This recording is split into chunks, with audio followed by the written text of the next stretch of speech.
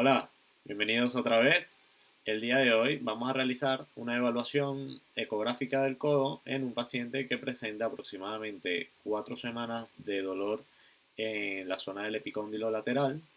El dolor se produjo posterior a ejercicios de escalada. Ha atenuado un poco con analgésicos y antiinflamatorios, pero sin embargo persiste el dolor a los movimientos, sobre todo de extensión de lo que sería el antebrazo y la muñeca. Realmente hace una semana valoramos al paciente y detectamos una rotura parcial en la entesis extensora común. Sabemos que los músculos extensores de la muñeca y de los dedos van a insertarse en el epicóndilo lateral y son sujetos a múltiples lesiones, tanto deportivas como lesiones crónicas por sobreuso o por movimientos repetitivos, dado el caso del conocido codo de tenista. En este caso se engloba la epicondilitis lateral como un término general para procesos inflamatorios en esta región, pero ecográficamente también podemos discernir si encontramos afecciones del tendón que vayan más allá de simplemente una inflamación, como pudiesen ser, por ejemplo, calcificaciones o la presencia de roturas. En este caso, este paciente no tenía dolor o no refiere haber tenido dolor antes del evento traumático y interpretamos los hallazgos vistos como una rotura de estas fibras. De hecho, dependiendo de la resolución y el conocimiento que tengamos ya, además con la anatomía de nuestro paciente, probablemente vamos a poder discernir a qué fibras corresponde la lesión en la entesis común. En este caso, abarcando más probablemente a las fibras del extensor radial largo, perdón, en el extensor radial corto del carpo, en el extensor carpi radialis brevis. Voy a mostrarles primero eh, las imágenes de este día, de la semana pasada que revisamos, porque lo que ocurre es que el paciente posteriormente ha estado con reposo, pero ¿cuándo has vuelto a tener lesión? Ayer, desde ayer. Vale, hace por lo menos unas 48 horas haciendo un movimiento y cargando peso, ha sentido nuevamente lesión y los síntomas evidentemente se han exacerbado. Entonces, como podemos ver aquí, al evaluar, encontramos que había una zona hipoecoica en el espesor del tendón,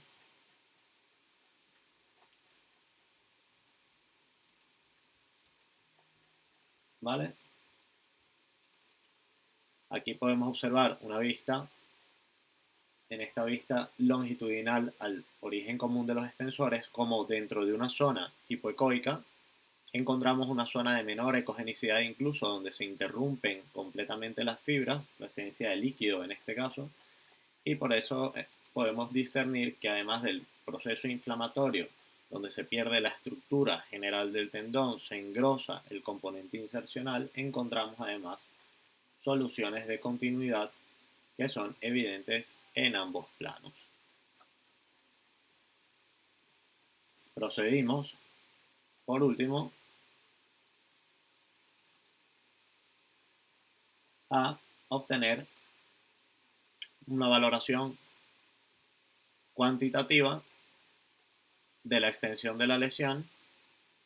Esto evidentemente un aproximado porque lo que sea la posición del paciente o el abordaje que estemos usando sobre el tendón pudiese modificarnos un poco las mediciones, pero nos podremos orientar un poco al momento de comparar, sobre todo eh, el día de hoy, si la lesión realmente se ha extendido o no. Una mejoría en un, en un tiempo de una semana realmente probablemente no la vamos a ver. Si muchas veces pudiéramos apreciar cómo se van sustituyendo este líquido y esta zona de interrupción fibrilar por un tejido hipoecoico heterogéneo que corresponde al material fibrótico y fibroblástico que nos indicaría el proceso regenerativo. Incluso podemos usar Doppler para comparar. Vale. Y aquí les mostraba un poco, puede ser el reporte que hemos dejado, igual las medidas que ya hemos hecho. Vale. Y vamos a proceder entonces a evaluar nuevamente al paciente. Tengo aquí una cámara que les voy a colocar para que puedan apreciar un poco mejor el abordaje, vamos a oscurecer un poco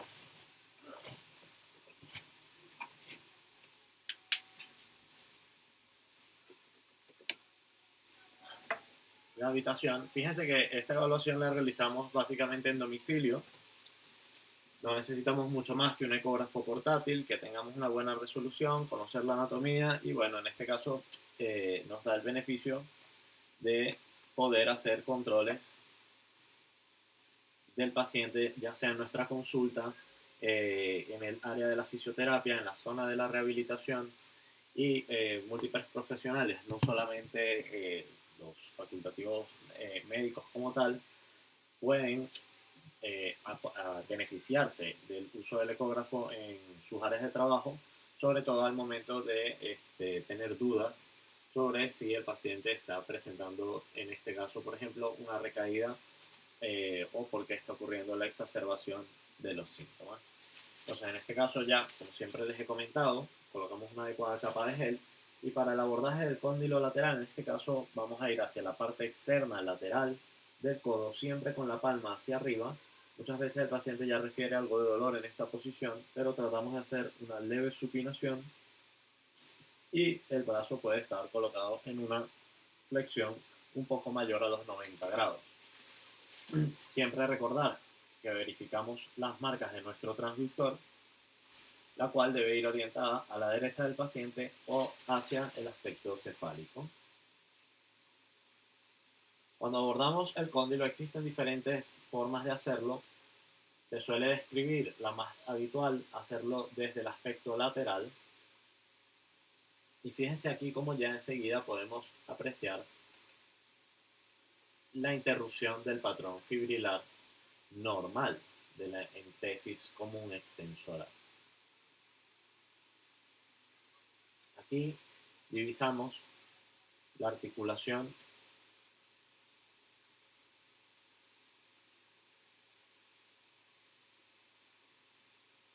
radiocondilia, ¿vale? Tenemos aquí a la cabeza del radio. Voy a aumentar un poco la profundidad y a dirigir mi foco un poco más en profundidad para demostrar un poco más la anatomía de la región. Y observen cómo deberían ser las fibras, que se componen en este caso de fibras ligamentarias y fibras tendinosas, que son ecogénicas e ininterrumpidas hasta llegar a la cortical ósea, donde se insertan, y a medida que nos desplazamos posteriormente en el área epicondilia, encontramos cómo se altera este patrón fibrilar habitual en el espesor del tendón. Vamos a comparar en este caso con el tendón o con la entesis flexora común, la cual la tenemos disponible en el mismo codo con el mismo abordaje y la cual en este paciente es completamente asintomática, y podemos apreciar aquí la diferencia. Observen como una cortical ósea regular, periósteo y la inserción de las fibras tendinosas, la cual se hace de una manera homogénea, de una manera clara, de una manera ininterrumpida, y como en el aspecto más externo, en el aspecto lateral, en el aspecto patológico, encontramos la alteración de esta homogeneidad con interrupción en ciertas zonas de las fibras. En este caso podemos interpretar que estamos ante un proceso inflamatorio, muy probablemente ya en una fase tardía, crónica, de recuperación, asociado a un área de interrupción fibrilar o de rotura. Generalmente esto puede ser clasificado como una lesión de segundo grado, ya que no se ha roto el espesor total de la entesis común. Fíjense cómo si me aproximo desde el aspecto externo del antebrazo, puedo divisar los músculos del compartimento extensor, seguirlos proximalmente hasta su confluencia y apreciamos cómo en este área te duele, ¿verdad? ¿Ves? Fíjense aquí cómo se unen todos los componentes y en este caso el extensor radial corto del carpo, que es el que va a llegar más superficial y más cefálico en el área de la antesis, justo por debajo del extensor radial largo del carpo, el cual no es un músculo epicondilio, encontramos la flexión fibrilar.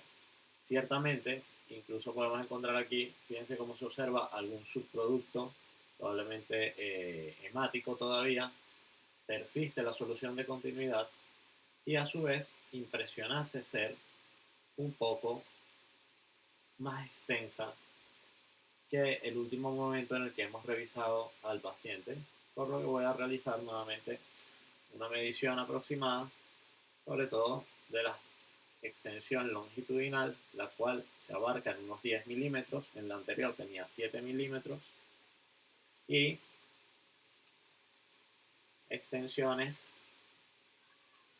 en el plano transverso, abarcando más o menos entre 8 a 3 milímetros, que se corresponde un poco ciertamente a la valoración previamente hecha. Realmente una diferencia, en este caso de unos 3 o 4 milímetros en un plano longitudinal, no es muy fidedigna de que esté existiendo o no un área de nueva rotura, de nueva lesión, pero el componente clínico siempre es muy importante de tomar en cuenta y en este caso pudiésemos interpretar que muy probablemente ha existido nuevamente una extensión de la lesión o un retraso en la curación de la lesión, probablemente producida por el movimiento que se ha hecho durante este tiempo de reposo. Fíjense que es mucho más notable si en este caso en el plano transverso cómo se acumula aún algo de líquido dentro del espesor del área hipoecoica de inflamación y de fibrosis y de reparación. Muchas veces vamos a intentar evaluar un poco con el componente del Doppler, a ver si podemos observar algo de captación regional.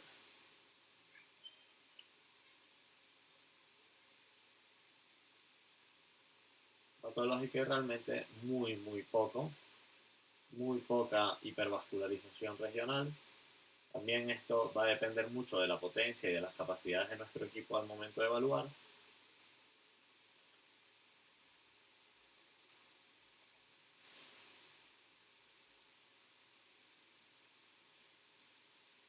Y básicamente una vez que hemos ya revisado directamente, en este caso la lesión de la cual ya teníamos diagnóstico, voy a proceder a realizar un barrido un poco más general de la articulación. Vamos a evaluar un poco el componente anterior, extendemos un poco más el codo para valorar los recesos anteriores trocleares, que no haya líquido, que se siga viendo bastante indemne el cartílago anterior como previamente estaba.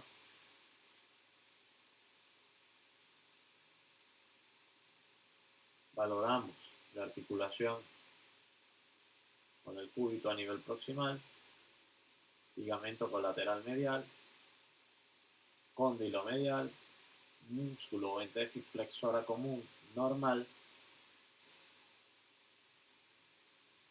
Continúo al bíceps braquial, se observa bien. Y además, siempre es bueno que descartemos en el paciente el posible compromiso neuropático del nervio radial y de su ramificación interósea posterior, la cual la vamos a encontrar pues, aproximándose el nervio radial desde el surco intermuscular lateral entre el tríceps y el bíceps. Encontramos entre ambas fascias el componente neural, en este caso ovoide, con un patrón pseudo-ovárico, y podemos ver cómo en este caso discurre, ya se ramifica, de hecho viene ramificado desde el septo posterior, y cómo la rama interósea posterior discurre entre ambos músculos supinadores y termina haciéndose más posterior hasta ubicarse en el septo interóseo, haciendo y llevando un trayecto más posterior en el antebrazo. Al evaluar aquí al nervio radial en toda su longitud, podemos constatar cambios en el calibre, presencia de quistes sinoviales u otro tipo de estructura que pueda estar ocasionando un pinzamiento o una compresión del nervio. Al tener un trayecto muy próximo al epicóndilo, muchas veces los procesos inflamatorios, fíjense que no necesito hacer un gran movimiento de desplazamiento, básicamente con una inclinación y una isonación más medial, ya estoy observando el trayecto del nervio y ciertamente los procesos inflamatorios que involucren la zona del cóndilo lateral, del epicóndilo, van a producir sobrecargas musculares sobre el nervio al momento de hacer los movimientos de supinación o de extensión de la muñeca que se realizan siempre muy frecuentemente. Por último, ya vamos a dejar descansar el dejar. Quería darles o mostrarles la diferencia en la evaluación, porque generalmente se describe que podemos valorar el cóndilo lateral desde este aspecto que es muy sencillo realmente, y la valoración es muchas veces muy fidedigna al momento de medir el grosor del tendón, porque sé que muchos lo conocerán así, lo realizarán así, no está nada mal. Fíjense lo sencillo que es aproximarme directamente sobre el reparo anatómico, pero a mí me parece que muchas veces pierdo un poco de ventana porque al estar tan superficial esta inserción, muchas veces si nuestros equipos no tienen una resolución espacial muy importante sobre el centímetro de profundidad, muchas veces vamos a perder algo de detalle. Y como les comentaba, fíjense aquí que la lesión es apreciable el engrosamiento anormal, pero el área de rotura probablemente o de interrupción de las fibras es menos notable. Y en este caso pudiésemos tener la duda o pasar por alto la presencia de una rotura dentro del espesor de un área de inflamación y por tanto interpretando mal diagnósticos de patologías crónicas con lesiones que tienen un carácter agudo o subagudo. Observen la diferencia en esta imagen que voy a dejar de un abordaje con respecto al otro, porque en este caso uso el pronador como ventana. Fíjense que sin yo mover la profundidad no puedo casi obtener imágenes del cóndilo, pero reduzco, en este caso me alejo un poco, coloco al paciente en la posición y observen cómo puedo ver mucho más claramente, en este caso, la afección. Al estar más profundo y usar el músculo como ventana, sobre todo en pacientes que no sean muy obesos o que no tengan una lesión suprayacente, ¿no?, al tendón, fíjense la adecuada delimitación que se me hace del defecto.